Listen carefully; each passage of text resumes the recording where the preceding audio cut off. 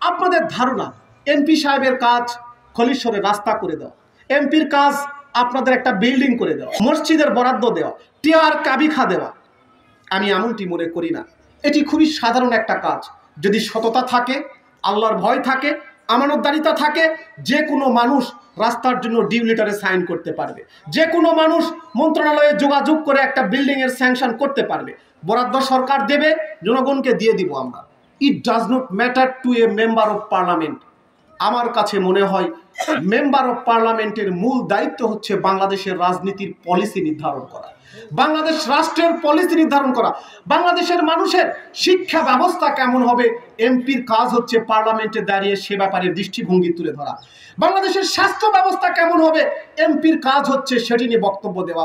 বাংলাদেশের আন্তর্জাতিক রাজনীতি কেমন হবে, বাংলাদেশের মর্যাদা কিভাবে উচ্চকিত হবে, বাংলাদেশের ইন্টারন্যাশনাল ট্রেড কিভাবে হবে, বাংলাদেশে কিভাবে বিদেশ থেকে বিনিয়োগ নিয়ে আসা যাবে, সেই বিনিয়োগকে কিভাবে সকল এলাকায় ছড়িয়ে দেওয়া যাবে, বাংলাদেশের অর্থনীতি কেবলমাত্র চিটাগাং কেন্দ্রিক না হয়ে কিভাবে উত্তরবঙ্গের অর্থনীতিকে ছড়িয়ে ছিটিয়ে দেওয়া যায়, এমপিদের কাজ হচ্ছে সেটি। বাংলাদেশে কেবলমাত্র চিটাগাংয়ের পোর্টের মধ্য দিয়ে অর্থনীতির চাকা সচল হবে, গার্মেন্টস কেবলমাত্র নারায়ণগঞ্জে হবে, গার্মেন্টস কেবলমাত্র সাভারে হবে, আর আমার উত্তরবঙ্গের লোকজন ঢাকায় গিয়ে 10,000 15,000 টাকার চাকরি করে দিন আনে দিন খেয়ে রাত্রে ঘুমাবে। আমাদের কাজ হচ্ছে এই পলিসিকে চেঞ্জ করে গার্মেন্টসকে উত্তরবঙ্গের মাটিতে নিয়ে আসা। আমাদের কাজ হচ্ছে যমুনা সেতুর এপারে এমন একটি অর্থনৈতিক জোন গড়ে তোলা, এমন একটি অর্থনৈতিক ইন্ডাস্ট্রিয়ালাইজেশন করা যার মধ্য দিয়ে আমাদের যুবকরা কাজ পাবে। আমি কি মেম্বার অফ পার্লামেন্ট হিসাবে আপনাদের ব্যাংক অ্যাকাউন্টে 1 লক্ষকে টাকা দিতে পারবো? আপনাদের বাড়ি করে দিতে পারবো? আপনাদেরকে আমার হসপিটালে গিয়ে সবাইকে চাকরি দিতে পারবো?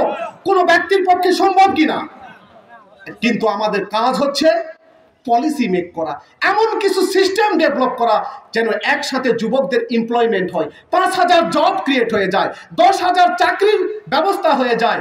তার জন্য যে পলিসি নির্ধারণ করা দরকার, পার্লামেন্টে দাঁড়িয়ে আমাদের বাণিজ্য মন্ত্রণালয়ের সাথে কথা বলে আমাদের বাণিজ্যিক বিকেন্দ্রীকরণ করা।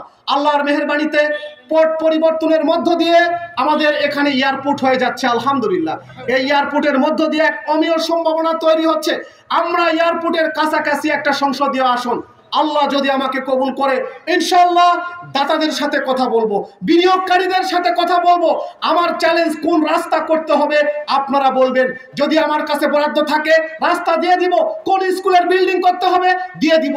আমি এটি নিয়ে উদ্বিগ্ন না, আমি উদ্বিগ্ন কি করে একটা ইন্ডাস্ট্রি করা যায়, কি করে আমি উদ্বিগ্ন আমাদের যুবকদের হাতে কিভাবে কাজ দেওয়া যায়। আমি উদ্বিগ্ন আমাদের একটা স্বাস্থ্য কমপ্লেক্স আছে যেখানে গেলে এক্সরে ফিল্ম নেই, আলট্রা মেশিন কাজ করে না, এখানে ওষুধ নেই, ইনজেকশন দেওয়ার কিছু নেই।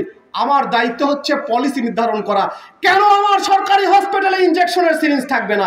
কেন সেখানে আলট্রা মেশিন অকেজো হয়ে থাকবে? কেন সেখানে আমার বেসরকারি হসপিটালে গেলে চিকিৎসা হবে কিন্তু সরকারি হসপিটালে গেলে লোকজন চিকিৎসা পাবে না?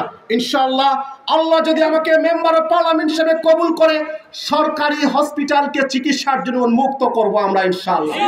সেখানে আমরা এক্সরে ফিল্মের ব্যবস্থা করব, সেখানে আমরা আলট্রা মেশিনের ব্যবস্থা করব, অত্যাধুনিক ব্যবস্থা করব। আমার দরিদ্র কৃষকরা হাজার হাজার টাকা দিয়ে কেন বেসরকারি হসপিটালে চিকিৎসা গ্রহণ করবে?